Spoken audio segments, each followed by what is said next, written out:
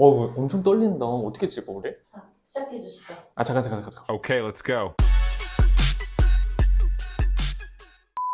안녕하십니까? 법무법인핏 대표 변호사 김경수라고 합니다. 네, 저는 법무법인 빚의 변호사 김나우 변호사입니다. 다시 할까요? 저는 법무법인 빚의 변호사 김나우 변호사입니다.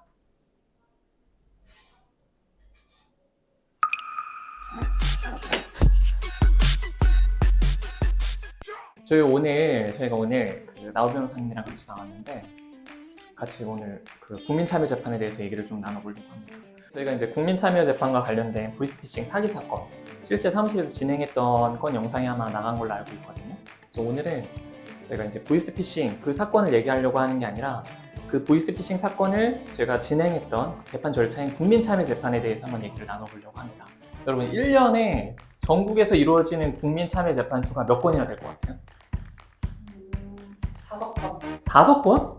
그건 너무 좋다. 한번 찍어봐요. 전국에서 1년에 벌어지는 재판수가 수십만 건인데 5건? 5건 너무 적은데? 변호사님 알아요? 50? 네. 그 코로나 때 저희가 국민참여재판 실시한 게 몇 년도죠?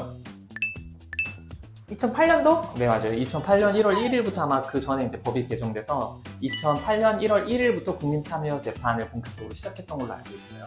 초기에는 그래도 국민참여재판 조금씩 자리를 잡아가면서 숫자가 늘다가 그때 뭐가 왔죠? 전 세계적으로?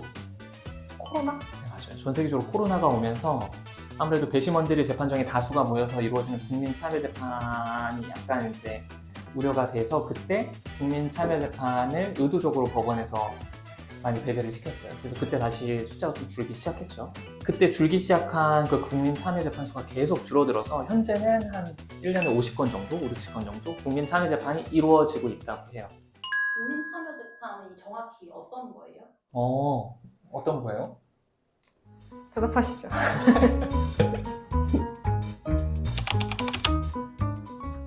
국민참여재판은 형사재판에 우리 대리님처럼 모든 국민들이 배심원으로 참여할 수 있는 제도입니다.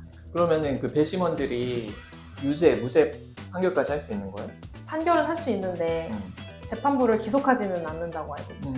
유죄에 대해서 배심원들이 결정하지만 최종적으로는 판사님이 이제 유죄, 무죄 여기에 대한 결정을 하게 돼 있는데 실질적으로 통계치를 보면 90% 이상 그 배심원들이 결정한 내용을 그대로 따르고 있어요. 그래서 배심원들의 역할이 매우 중요해요. 배심원은 숫자는 몇 명인지 알아요?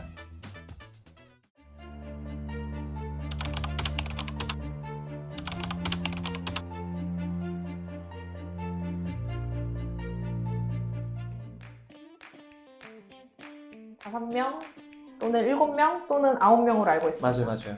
그 법 규정에 의하면 5명, 7명, 9명으로 나눠져 있는데 뭐 공소 사실에 대해서 피고인이 인정하는 경우에는 배심원을 적은 숫자인 5명, 뭐 일반 사건들은 7명, 그리고 뭐 살인이라든지 뭐 법정이 굉장히 높은 이런 사건들은 9명 배심원을 이렇게 선정하도록 되어 있고 저는 최근에 제가 국민참여재판에 관심을 갖게 된 이유가 뭐냐면 영국 보고서를 보니까 국민참여재판을 했을 때 일반 재판부에서 담당 판사가 혼자 결정하는 것보다 무죄율이 훨씬 높다? 네, 훨씬 높더라고요. 일반적으로 우리가 형사재판에서 무죄 받는 비율이 1% 전후잖아요. 그러니까 100건 중에 한 건 무죄 받기 어렵거든요. 근데 국민참여재판은 보니까 성범죄 사건 같은 경우에는 무죄율이 10%가 넘어요. 그러면 일반 사건 기준으로 하면 막 5배, 6배씩 무죄율이 더 높다는 거거든요. 그러니까 담당 재판부가 판단하는 것보다 일반 배심원들이 일반의 상식에서 판단하는 게 억울한 사람들에게는 훨씬 더 효과적인 재판의 절차일 수 있겠다는 생각이 들더라고요. 그래서 여러분 국민참여재판을 적극적으로 활용하셔야 됩니다. 변호사님 근데 국민참여재판 의뢰인이 하자고 하면은 해줄 의사가 있어요? 당연히 하죠. Good. 근데 변호사 입장에서는 국민참여재판 하면 업무량이 훨씬 늘어나잖아. 밤을 새면 되죠.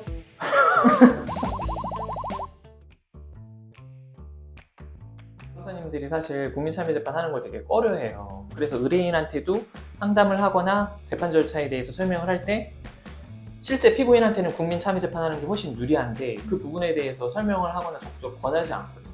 그건 이제 변호인도 할 일이 굉장히 많아지니까. 그거를 보고서를 보니까 통상적으로 변호인이 한 사건을 담당할 때 국민참여재판을 하게 되면 일반 형사사건 한 건 하는 것보다 3-4배 시간을 더 투자해야 된다고 하더라고요.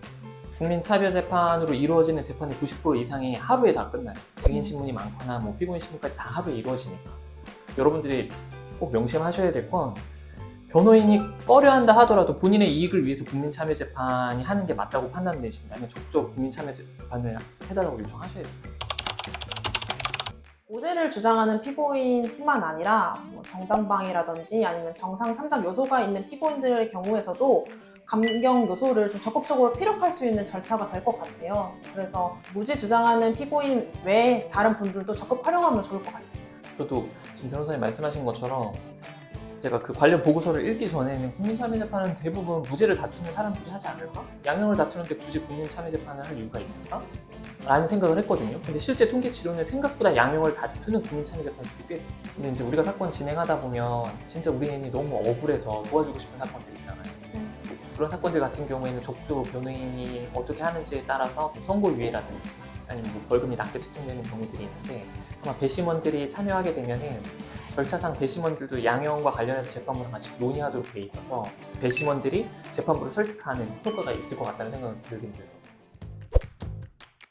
저희가 국민참여재판에 대해서 간단하지만 이런저런 얘기 나눠봤는데 어떠셨어요 오늘? 사실 변호사인 저에게도 좀 생소한 절차였는데 이번 기회를 통해서 국민 참여 재판을 저희 의뢰인분들한테도 좀 적극적으로 알려야겠다라는 생각이 들었습니다. 저희가 이제 앞으로 국민참여재판 적극적으로 한번 활용을 해보려고 하거든요.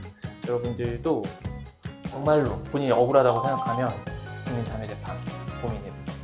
여러분 꼬꼬무인가요? 우리가 저희가 꼬꼬무 따라해서 저희는 변호사가 들려주는 꼬리를 무는 법 이야기라는 채널명으로 앞으로 가끔 찾아뵈려고 하는데 다음에 또 만나요. 조태구와 하나 있어. 좋대.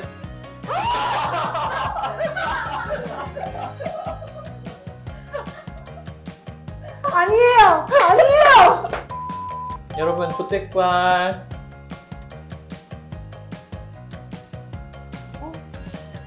망한 것 같아.